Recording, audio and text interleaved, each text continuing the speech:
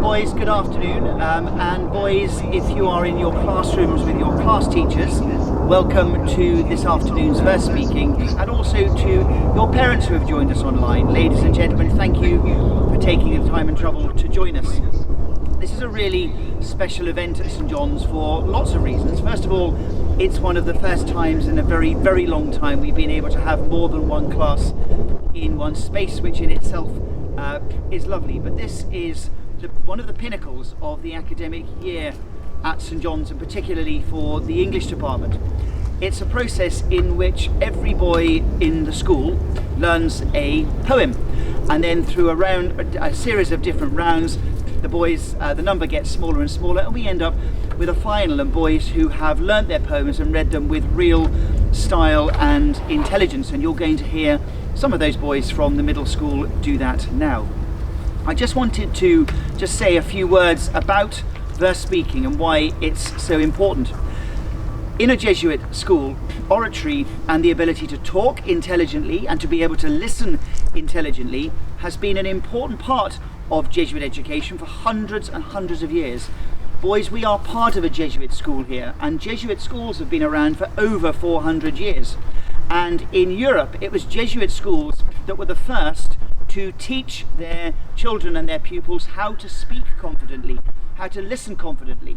If you went to schools before then, you were taught Latin and Greek, but you weren't taught much else. And it was Jesuit schools that had the idea to teach boys how to speak, how to act, how to dance, how to sing, and do the creative arts. And so you are part today of a 400-year tradition of talking and speaking eloquently in Jesuit schools. And I know we're going to have a jolly good time listening to you.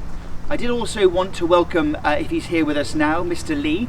Mr Leigh is the head of English at Stonyhurst College, and he is going to judge this afternoon's competition. So without further ado, I'm going to hand over to the boys who have worked so hard. Boys, well done for all of the work you've put in. Thank you to Mr Gibbons, Miss Conway, and all of your English teachers in the middle school for teaching you how to do this so beautifully and for organising this afternoon's event. Mr Gibbons, thank you. Thank you very much. Paddy, step the rope up, chap, and make the kick-off. Good man.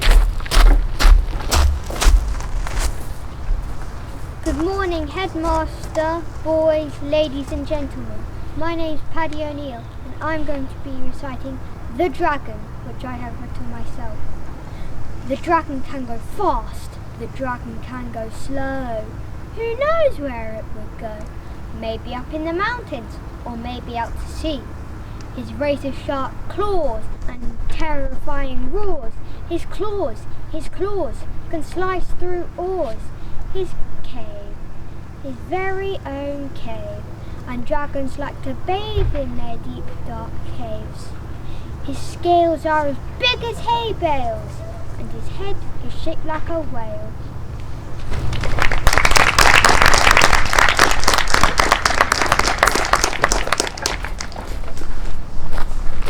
On the cross, please, Martin. Good afternoon, headmaster, boys, ladies and gentlemen. My name is Maxie, and I'll be reciting Strict by Michael Rosen. We had a teacher who was so strict you weren't allowed to breathe in her lessons. She used to stand out at the front saying, "No breathing," and you had all morning to get through. The weak ones were just used to keel over and die. You'd hear them going down behind you. Kaboom, kaboom, kaboom. There were always a whine one saying, "Miss, can I go outside and do some breathing?" And she'd say, "No, you had all playtime to do that." "Oh, come on, miss, come on." You know, at the beginning of the week, there was 48 kids in our class, and at the end there was only 5 of them left. Yeah, you'd be stepping over people just to get out of the classroom. "Oh no, there's Melanie. That's a shame, she was really nice." And there's Dave. Hard luck, Dave, or you a bit weak. You know, people say to me, if that's true, then how come you're here to tell the tale? Well, fair enough, and I'll tell you. It's because in those days, we sat at desks, not around tables like you do, desks with lids. So, some of us figured out what you had to do was snatch a quick breath under the desk lid when she wasn't looking. So, once more, from the beginning, no breathing. The weak ones. Kaboom, kaboom, kaboom. The whiny ones. Miss, can I go outside and do some breathing? No, had all playtime to do that. Oh, come on, miss, come on. Us lot. Boom. Oh no, that was a mistake. Slamming the desk lid. If she made any noise with the desk lid, it was out school prison. There was a school prison underneath the school hall where they'd string you up from the wall bars. Miss, I've been up here for 3 weeks and there's rats and they're nibbling my toenails, miss. So, I figured out what you had to do was put your thumbs around the edge of the desk lid. So when it went down, it made no noise at all. Once more, from the beginning. No breathing. The weak ones. Kaboom, kaboom, kaboom. The whiny ones. Miss, can I go outside and do some breathing? No, you had all playtime to do that. Oh, come on, miss, come on. Those other kids. Boom. Out school prison. Miss, I've been up here for 3 weeks and there's rats and they're nibbling my toenails, miss. Me. Thumbs around the edge of the desk lid. No noise at all. Survival.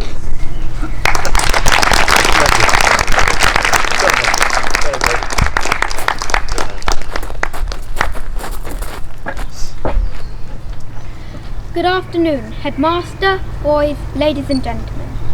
My name is Rafe and I'll be reciting Cavity the Mystery Cat by T.S. Eliot. Cavity the Mystery Cat, he's called the Hidden Paw. He's the master criminal who can defy the law. He's the bafflement of Scotland Yard, the blind Scots despair. For when you reach the scene of crime, Cavity's not there. Cavity, there's no one like Cavity. He's broken every human law. He breaks the law of gravity. Powers of levitation, which makes the kiss stare. So when you reach the scene of crime, Cavity's not there. You may seek him in the basement, you may look up in the air, but I tell you once and once again, Cavity's not there.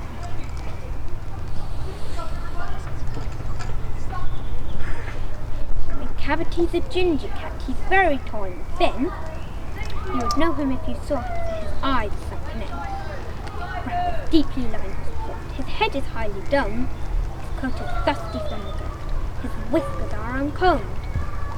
He sways his head from side to side with movements like a snake. And when you think he's half asleep, he's always wide awake. Cavity, there's no one like Cavity. He's a fiend in feline shape, a monster of depravity. You may seek him in the by street, you may see him in the square, but when a crime is discovered, then Cavity's not there. He's outwardly respectable. They say he cheats at cards, and his footprints are not found in any file of Scotland Yards. And when the larder's looted, or the jewel case is rifled, or when the milk is missing, or another pig's been stifled, or when the greenhouse glass is broken, or the trellis past repair, there's the wonder of the thing. Cavity's not there. And when the Foreign Office find a treaty's gone astray, or the Admiralty lose some plans and drawings by the way, there may be a scrap of paper in the hall or on the spare, but it's useless to investigate. Cavity's not there. And when the loss has been disclosed, the Secret Service always say, it must have been Cavity, but he's a mile away. You'll be sure to find him resting, or licking off his thumbs, or engaged in complicated long division sums. Cavity, there's no one like Cavity. There never was a cat of such deceitfulness or suavity. He always has an alibi, and one or two to spare. At whatever time the deed took place, Cavity wasn't there. They say that all the cats, whose wicked deeds are widely known, I might mention Mungo Jerry, I might mention Griddlebone, are nothing more than agents for the cat who all the time just controls their operation, the Napoleon of crime.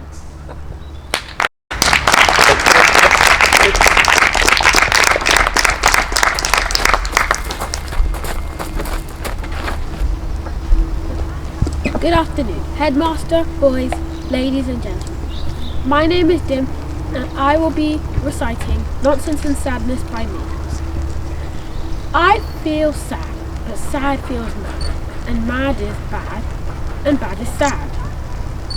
Hold on, I think I just went back to the start.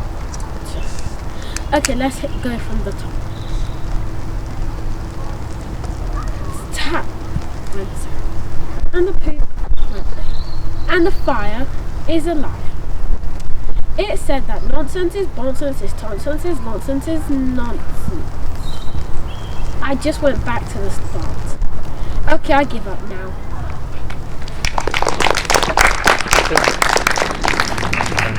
Well done.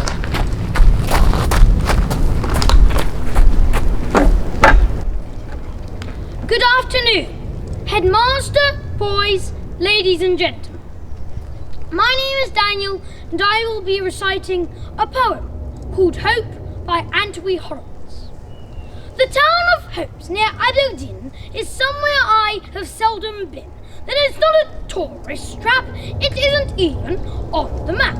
There's certainly not much to see. They've closed the local library because they said there is no need when no one in the town can read. There is a pub and a hotel, neither of them is doing well. The hotel isn't quite the Ritz, the beds are fleas, the staff have nits. The only pub, the Rose and Crown, is certainly the worst in town. The one theatre's sadly gone. It burnt down while a play was on. The critics said the play was dire, so they all but preferred the fire. The pavements are never clean, because the council's far too mean for any cleaners, and the park is only open after dark. There is a children's playground, but when school's finished, it is shut. Now living here must really stink, at least that must be what you might think. That is certainly not the case. There is no more vital place. The fun and laughter never ends, and everyone is best of friends. And all the residents agree there would be no other place they'd rather be. So if you're feeling uninspired, sleeping badly, waking tired, and everything is going wrong, the day's too dark, the night's too long, remember those people who think the following is true. It's so much easier to cope if you decide to live in hope.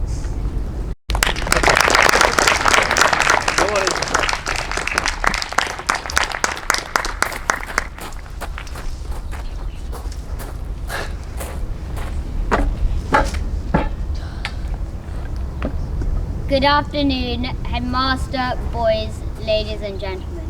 I will be reciting a COVID poem. 3 months of lockdown? This can't be true.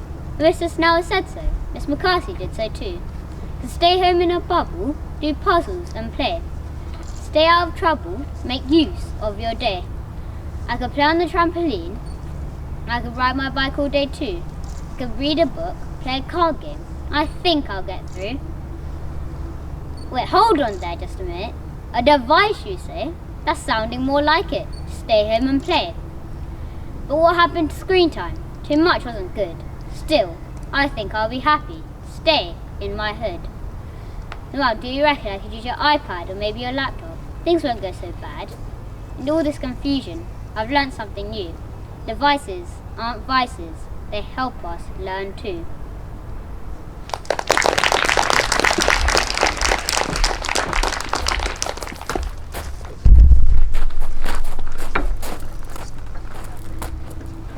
Good afternoon, headmaster, boys, ladies and gentlemen. My name is Henry and I will be reciting The Sound Collector by Robert McGough. A stranger called this morning, dressed all in black and grey, put every sound into a bag and carried them away. The whistling of the kettle, the turning of the lock, the purring of the kitten, the ticking of the clock, the popping of the toaster, the crunching of the flakes, when you spread the marmalade, the scraping sound it makes. And the hissing of the frying pan, the ticking of the grill, the bubbling of the bathtub as it starts to fill, the drumming of the raindrops on the window pane, when you do the washing up, the gurgle of the drain, the crying of the baby, the squeaking of the chair, the swishing of the curtain, the creaking of the stair. A stranger called this morning. He didn't leave his name. Left us only silence. Life will never be the same.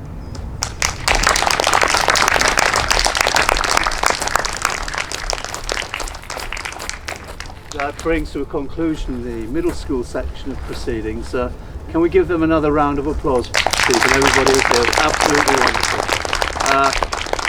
I'd like to say an extra thank you to my middle school colleagues for what you've achieved with the boys, and the boys yourselves. My goodness me, for such young lads to do so well in such an intimidating situation. Thank you very much and well done.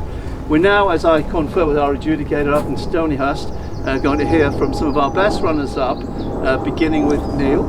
So come along, Neil, and let's welcome some of the boys. Don't forget to take my stuff again. Good man.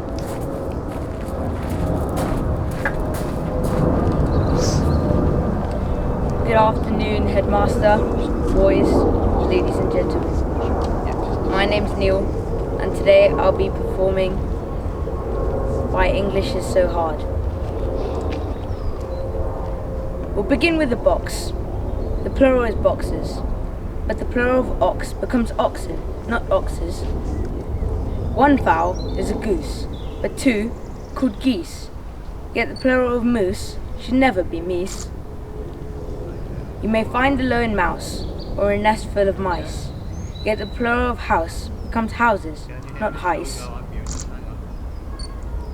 If the plural of man is men, why shouldn't the plural of pan become pen? If I speak of my foot, and I show you my feet, and I give you a boot, would a pair be called a beat? If one is a tooth, and a whole set of teeth, why shouldn't the plural of booth be called beef? Then one may be that, and three would be those, yet hat in the plural should never be hose, and the plural of cat becomes cats, not coes.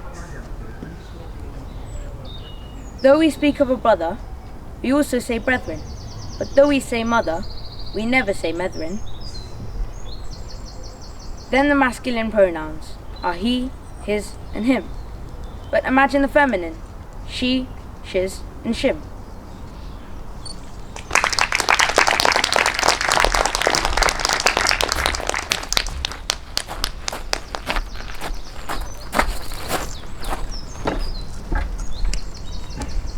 Good afternoon.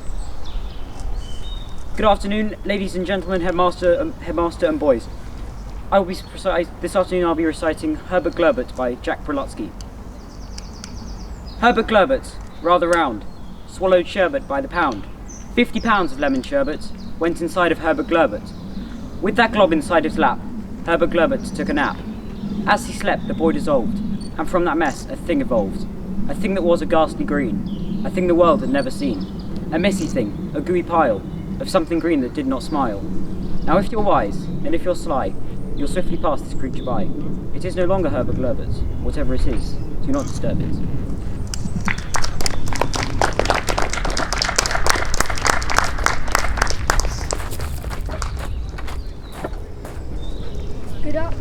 Good afternoon, ladies and gentlemen, headmaster and boys. My name is Zach Miles, and I'll be reciting Courage that I wrote myself. Courage is a source of strength that feeds the soul and takes it many lengths. Once you gain it, you'll never lack, and having infinite control, it'll always be on your back. The use is endless, the possibilities so great. It leads you down powerful paths and carries you up to heaven's gate. Courage is a sensation that prohibits frustration. It allows innovation and enlightened celebration. With peace in your heart, it always gives the very best start, shielded with love from high above. So keep your tears at bay, for you'll never stray. Go out into the crowd, and you'll always have your way.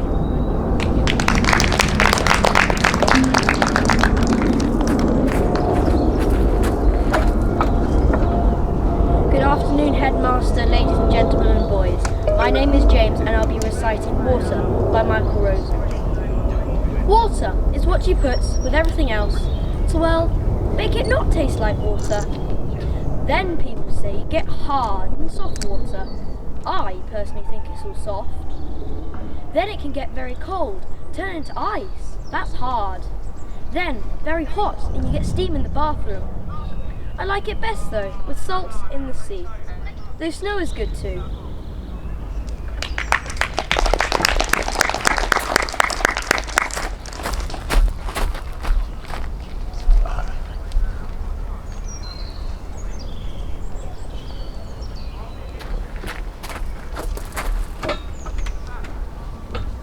Good afternoon, my name is Sean.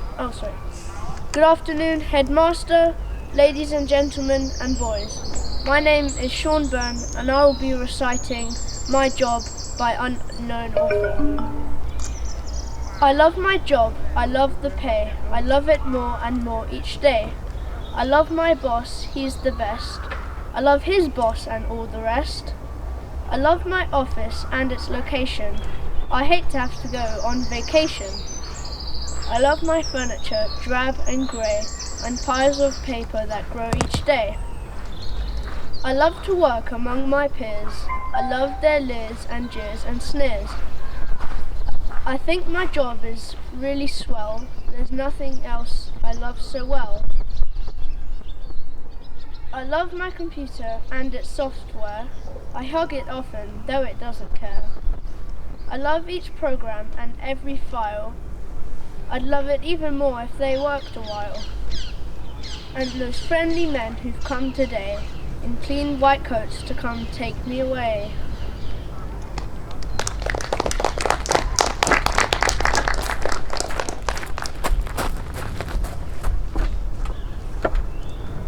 Good afternoon, headmaster, ladies and gentlemen. My name is Luke Barry and I will be reciting Henry VIII by unknown author. Divorced, beheaded, died. Divorced, beheaded, survived. This is how they ended their lives, but all were Henry VIII's 6 wives. Old Catherine of Spain was number 1. She tried so very hard to give Henry a son. When this failed and she started to age, Henry's emotions turned from sadness to rage. He started to plan a possible divorce, but had to ask the Pope's permission, of course. The Pope declared no to the split, but this didn't stop Henry, not one little bit. He made himself the boss of a new religion and asked himself for special permission. Of course divorce with Old Catherine was granted. On to wife number 2, he excitedly chanted.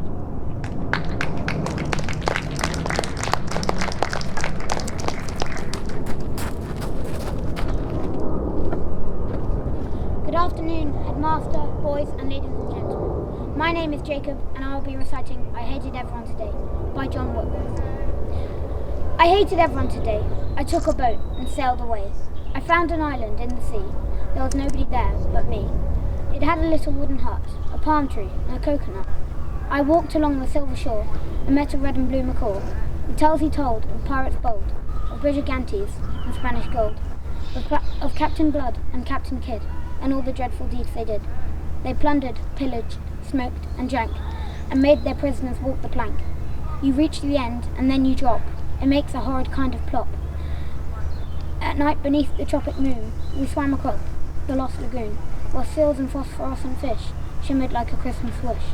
I did exactly as I chose, and nobody got up my nose.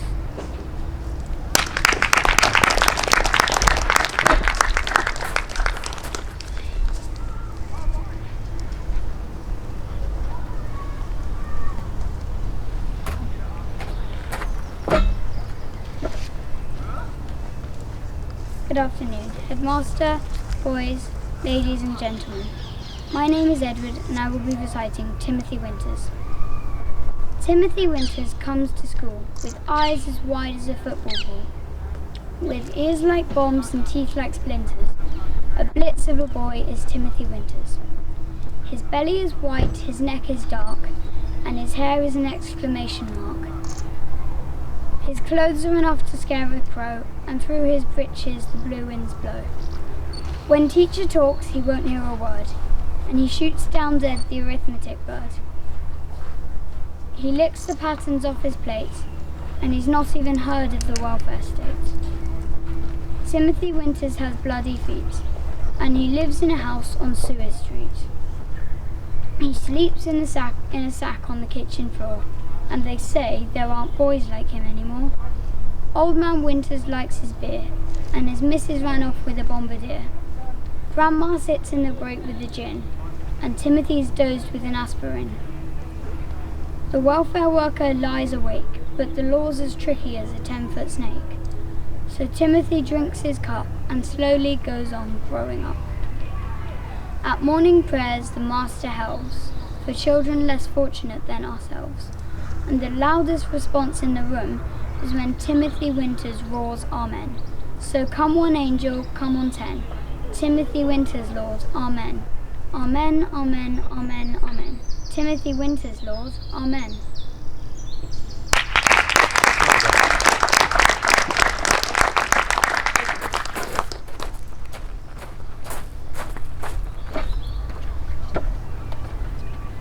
Good afternoon, Headmaster, boys, ladies and gentlemen.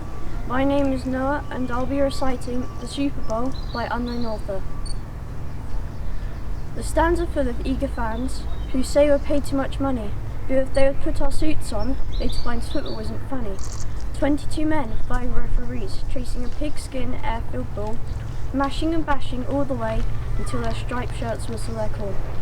All the generals on the sideline are waging their athletic war, and the letters in the words they use never amount to more than 4. There's no substitute for winning and no excuse for losing, though after games when we can't sleep at night, it's because of all the bruising.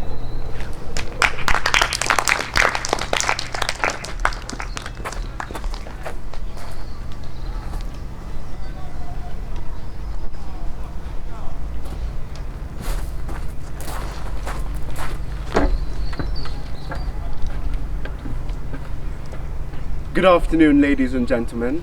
I'm Faisal Falarin, and today I will be reciting a self-written poem called A Reader. I'm a reader, not just any reader, a mind reader. I can sense a narrative or a story just by concentrating purely. People call me all sorts. Weird, a breed that's rare, but it's what I like to do, so I don't care. I'm a reader, not just any reader, a mind reader. A lady walks past, looking rather confused. She's scared, she's jittery, simply not amused. She's wearing red, perhaps she's on a date. Dressed quite boldly, however, showing a strong lack of interest. So, maybe she's on the hunt for something. A spy, perhaps? Or more realistically, she's on the hunt for love. Or perhaps this poor man's credit card. I'm a reader, not just any reader, a mind reader. A man walks past with his veins bulging out of his head. He's sweating, enraged with nerves. He's wearing a corporate suit, so perhaps he's a corporate lawyer. I think he's been fired, dreading disapproval from his rather expensive family, ungrateful children and big spending wife. I'm a reader, not just any reader, a mind reader. I can sense a story or a narrative just by concentrating purely. People call me all sorts, weird, a breed that's rare. But I look at them and simply tell them, I really do not care. Thank you.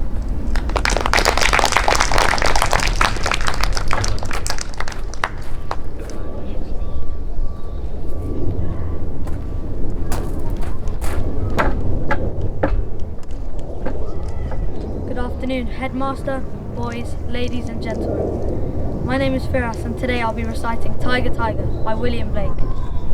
Tiger, tiger, burning bright, in the forests of the night, what immortal hand or eye will frame thy fearful symmetry? In what distance, deeps or skies, burn the fire of thine eyes? On what wing dare he aspire? What the hand dare seize the fire? And what shoulder and what art could twist the sinews of thy heart? And when thy heart began to beat, what dread hand and what dread feet? What the hammer, what the chain? In what furnace was thy brain?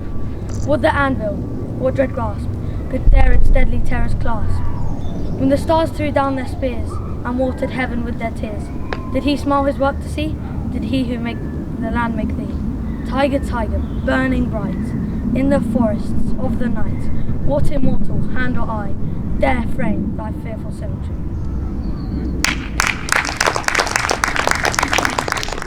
Give me Johnny Ray.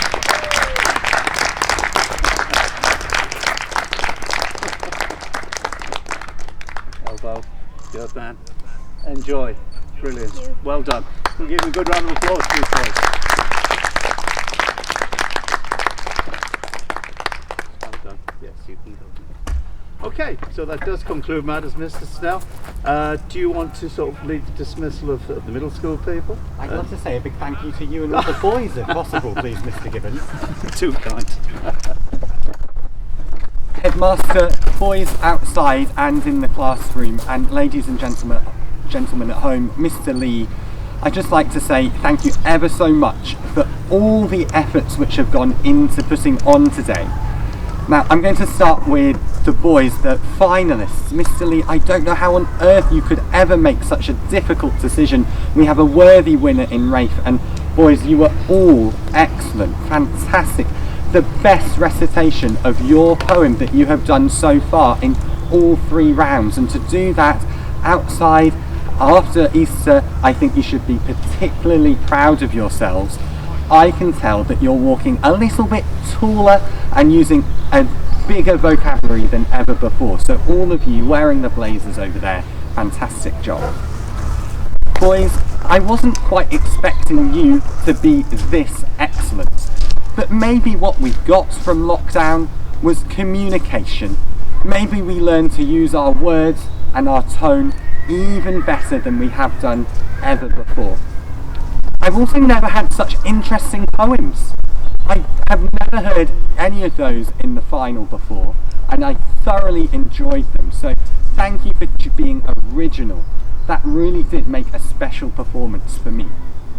And I think it shows that your English teachers are getting you to read ever more widely and enjoying those skills. So thank you to all the English class teachers and Mr. Gibbons for inspiring them with Miss Conway to improve every single day. And finally, I want to say a big thank you to all of the parents and families at home who supported their son in learning their poem and gave them the belief. This competition's a bit of a story, and I want to just tell you why I think that. We had some year 8s here, or year 7s give a poem. And of course Neil chose a poem with some humour, and he made the boys out here laugh. How special is that? I remember William writing a poem in his year 5 class with me, which I thought was fantastic, and what a lovely choice. Luke, of course you chose a history poem. And of course Zach wrote one of his own, and I could say it's about all of the year 6s just gone up. Poetry finds that special place inside of us, which is what we want to do as a Jesuit school. And I just really appreciate this, Mr. Gibbons, every year for you putting on the verse speaking competition, because it is a special time for all of us. So thank you very much for tuning in. Thank you to all those who took part. Have a good afternoon. Boys.